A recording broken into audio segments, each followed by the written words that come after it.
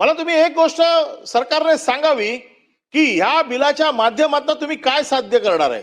तुम्ही जे सगळं सांगितलं उद्देश, तुम्ही जे सगळा जो काही कारण सांगितली, या सगळ्या कारणांना जर आम्ही त्याच्या पद्धतीने तुमच्याकडे एक एक प्रश्न मांडलेत आता, की मला एक तरतूद तुम्ही अशी सांगा जी युएपीए मध्ये नाहीये आणि ह्या कायद्यामध्ये आहे, ज्या कायद्याचा वापर करून युएपीए मधनं सुटू शकणाऱ्या माणसाला तुम्ही आयुष्यभर जेलच्या बाहेर येऊ देणार नाही.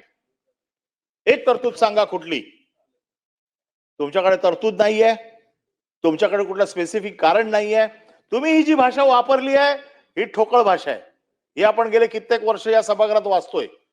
ज्या भाषेचा ठोकळा पद्धतीने उपयोग केला जातो. आता ह्याच्यामध्ये तुम्ही एक शब्द वापरलाय, वैष्म ना सर,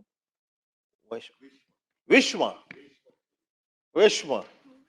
आता किती लोकांना माहिती हा शब्द, या सभागृहातल्या किती लोकांना हा शब्द माहिती आहे. निवासस्थान ना, हा निवासस्थान.